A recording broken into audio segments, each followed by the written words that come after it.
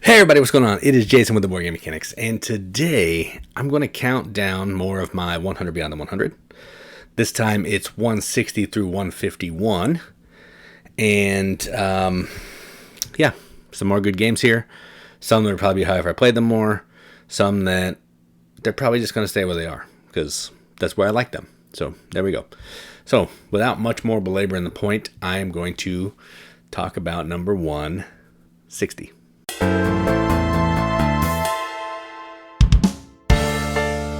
All right, so the first one that we're going to talk about is my number 160, and this is a game called Long Shot the Dice Game, and this is effectively a roll and write version of Long Shot the Game, which I've never played, but I have played this one.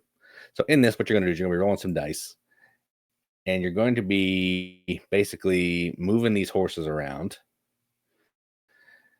based on the die results. So there's kind of what the horses look like. What else we got here? There's a race in session. So you're going to move. It's going to give you a color, and it's going to give you a number. That horse is going to move that many spaces. Each of the horses are going to have some kind of special ability that they're going to do, or maybe extra points that you're going to get if they win.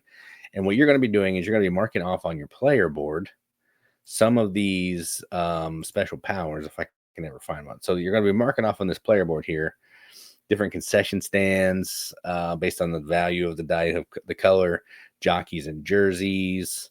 You're going to be placing bets as the game goes, ultimately to try to end the game with the most money.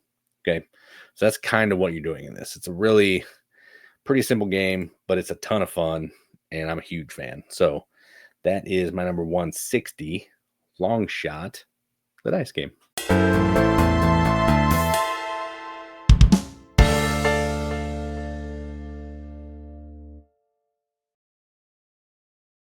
A game that I like quite a bit. We don't play it a ton. It's called Power Plants. And effectively what this game is it's an area control game of sorts where there are these different plants, and you're trying to kind of utilize these plants in the best way that you know how, so that you can score the most points, again, as per usual. Man, this is terrible. I wish I could scroll down. I'm trying to show you some pictures, but I can't get to scroll down. So there is that fun. So each of the plants have different powers, and you're going to have these fairies that are going to be taking place, that you're going to be putting on them to try to get them to basically get area control over these different plants. And you're trying to also play plants down to build the grid and all that kind of thing. Just trying to utilize the plants that are going to help you in your journey to score the most points. So yeah, I would love to show you some pictures, but I'm struggling, so I'm not going to. So sorry about that. But yeah, this is a fun game. I guess I'm just not going to show pictures moving forward because it's not working, but I will just stay on this page here. Power plants, power plants. There we go. All right, so yeah, you can. I'm just going to show you the box and kind of talk about the game, but you can see the picture in the back there. You're going to be putting these little fairies. Oh, there we go. Now I can see some. You're going to be putting some of these fairies on the different plants. If you have control of that plant type, you're going to score points at the end of the game, and you're going to be getting a bunch of points. You'll be able to use to access that plant. It's a little mean. It can get a little confrontational, but it looks fantastic on the board, and one that I would like to play more. We just don't. So there we go. So that's my number 159. I think 159. Power plants.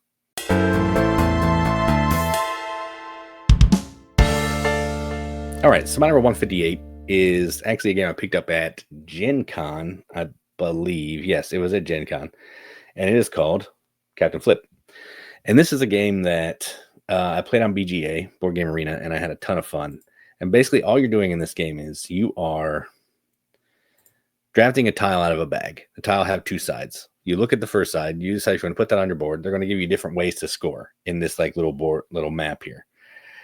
If you don't want that side, you got to flip to the other side, but you have to place that. The only rule for placement is that's to go to the bottom of any of these columns, the bottom most space. So once you start building it up, you're done. If you get a whole column on this board, you get to do the action that's at the top. There are 5 or 6 different boards, and you're basically just trying to get the most money. Those are the money coins. Super simple game. So there's what it looks like in play. And you're trying to get this map. It's going to give you extra coins. You're trying to just make the best of your tiles to get the most money. There are some risky tiles, though. If you get too many of them at the end of the game, they have little bombs on them. You lose. So you don't want to do that. Fun game. If you haven't played it, I recommend it.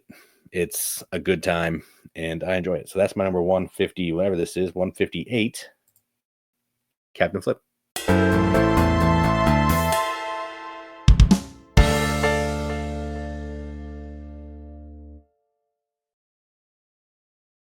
Called Yamatai. And this game, if nothing else, this box is gorgeous. I mean, look at that thing. That is an amazing box. But what you're doing in this game is you are placing these different boats. Ooh, it's doing it again. I'm so irritated by this. You're placing these different boats, and you're trying to basically surround these different spaces on the board. And if you can do that, based on the color of the plant, the ships that you've put out, it's going to determine what kind of building you're able to build. So there are different contracts. And again, if I can show you some pictures, I'll show you some. There are different contracts that you can do that are going to help you along the way based on the ships that you place around these different regions. So here's some ships. So there's 2 oranges or 2 browns and a black here. If this player had a contract that needed 2 browns and a black, they could build either a building, one of these buildings or this building or their own building on this island, capture this thing and score some points. That's what you're trying to do. There are some characters that you can buy, recruit. I guess you're not really buying them, recruiting them to help you throughout the game. If you build on mountains, it costs a little bit extra. But you can just see you're just trying to do all this. And based on these turn order things here, you're going to get some goods, but it also may make you go later in turn order. Super simple. Well, not really super simple, I guess. A little bit complicated, but no more complicated than some of Bruno Catala's other games. But not one that I play a ton, so I can't really speak to it too much more than that, but I do enjoy it. So that's my whatever number this is. 150 something, 157, Yamatai.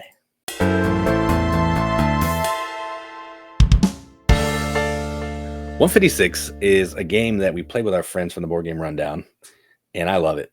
I had to find a copy right after we played it because I was instantly obsessed. And the game is called The Downfall of Pompeii. And in this, what you're doing is you're basically trying to escape the volcano that erupted in Pompeii. And the way you're doing that is you're playing these cards that are going to represent different locations on the board. So you can see, that last picture was better, but all the cards are going to have numbers. Let me go back to that first picture and I'll talk to you. So all the cards are going to have numbers, like the 7, and there's a symbol there, 7 of that color. So on my turn, I'm going to play a card that's a 7 of that color, or 6 of the blue color, and then I can put one of my pieces in that color. And what you're trying to do is you're trying to fill this board out. There's 2 halves. I'm not going to really explain it. I have a video. You can check it out. You're trying to fill this board out. So once the volcano starts erupting, which are these blue tiles here, you can start moving to these exits. You're trying to get as many people out as you can. Every person you get out is a point. But if someone gets caught, they're going to get thrown in the volcano because they get burned up. And if there's a tie, the least amount of people in the volcano, that person wins. So it's pretty simple to play. It's a ton of fun. It's a funky theme, but I really enjoy it. And yeah, it doesn't look the greatest. It kind of looks old and busted, but that's my jam anyway. So that is my next game, my number 156, The Downfall of Pompeii.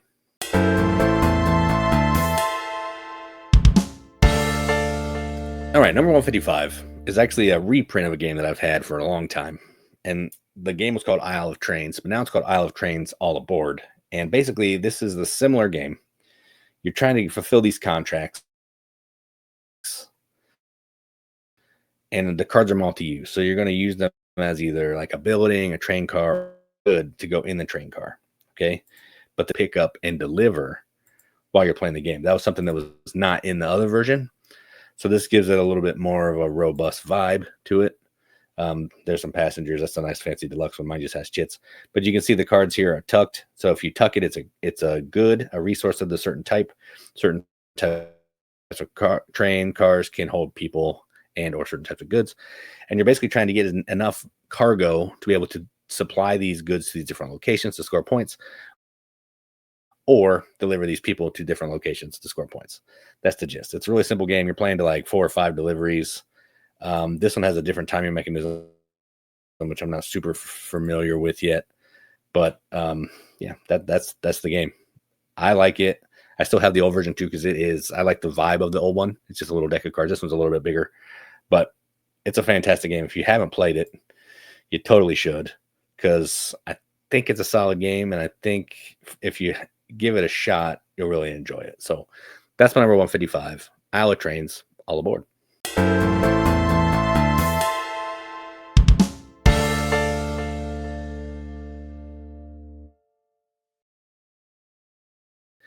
And this is a game about exploring this island, and you're trying to basically get your workers on these different intersections of these tiles to basically surround these tiles. So I need a worker here and a worker here, or here and here, those 2 spaces, and I can surround that tile. The more tiles you get, you're going to move these tracks, and you're just trying to get as many points as you can, because the higher up the track type of things you have, that's how many points you're going to get. There's this really cool like card system where you're tucking 3 cards in this like tray, or 4 cards, right? You can see right here. Based on where you tuck, it's the action you're going to take, and then it's going to change that action based on the card that's on top. Really cool, really fun. Not one that I play a ton anymore. I kind of wish I did, but such is life. Such is the first world problem of a gamer. So anyway, that's my number 154. La Isla.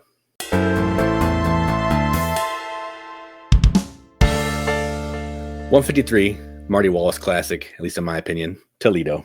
This is a game about making swords, all about making swords. And what you're going to do in this game, essentially, is you are going to be playing a card that has a number on it, and you're going to be moving that many number of spaces across this track. Okay, if you have the same number of cards, you can play multiple of the same number, and you can move that many spaces.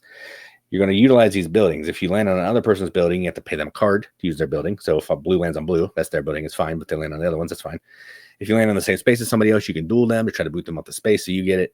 Ultimately, what you're trying to do is you're trying to collect steel and gems and these paintings, if you want to build swords. There's these little sword contracts. If you can do that, you're trying to build them, you're going to score them, and then you want to deliver them all the way up to the palace because you get full points. If not, they're just worth half points, I believe, if they're just in front of you. Really fun game, cool card system. Doesn't look the greatest. It's Martin Wallace. But if you haven't tried it, I would say give it a go. It's a really cool, fun game. Doesn't outstay its welcome. It's fast. Here's kind of all the bits. There's the swords you can make and the bits. It's just super fun. So I don't have a ton to say about it. There's a video. You can watch it. You can check it out. But that's my number 153. Toledo.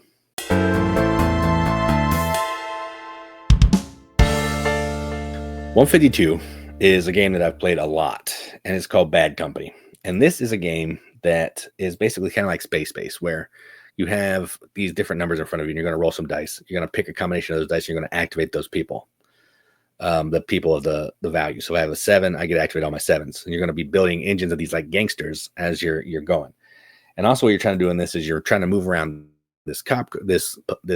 You're trying to outrun the police. The police catch you, bad things.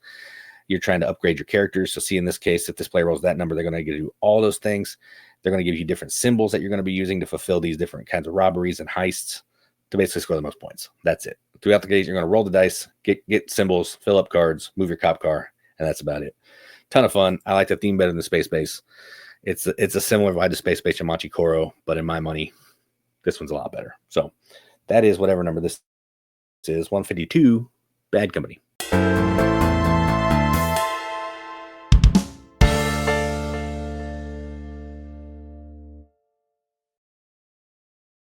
This is an ICP deck building game. We've talked about it ad nauseum, so I'm not going to belabor the point. But it's basically a deck building game where everybody has the same crappy cards, and you're trying to use those crappy cards to get better cards. The only difference this is it's all based around ICP, their lore, their songs, all that kind of thing. You're trying to use your cards to get these epic cards, which are like the actual people in ICP. So Violent J, Shaggy, Twisted, or in Psychopathic Records, I guess. And that's it. It actually has really good art for being a funky game. There's also a die you can roll. It's the Wheel of Fate. It's going to give you some randomness, some card combos that work together, give you extra stuff. It's a really good game. It has no business being this good, and I probably like it more than I should because of the theme, because honestly, it's just kind of like Ascension otherwise, but I really like the theme. I'm a sucker for the clowns. I don't know, what can I say? Katie likes it. It's just a good time. And if you ever see the expansion, please think of me first. I want that really bad. So that's enough of that. So that's my number 151, Into the Echo Side. All right, so that was the 163, 151 section of the 100 Beyond the 100. I'm trying a new configuration with my microphone. I think some stuff got cut out. So if there's some weird edits, just know that my microphone wasn't working. Okay, so just try to nip that in the bud right here, because I think there's a couple weird edits in there because I was having some issues with some internet and all that mess. So anyway, this one sounds better than the other one, even with the few weird edits. So I told you I would get better, and I did. So there we go. So I'll try to come back, and not too long from now, with another section. Hopefully, maybe on that one it will be almost flawless with the sound, but who knows? Who knows? We're just pretty okay here, so you get what you get. You're going to be able to see the games that I like and the numbers that they are. So that's really all that matters, right? So that's more 100 Beyond the 100. I'm Jason with the Board Game Mechanics, and as always, keep gaming.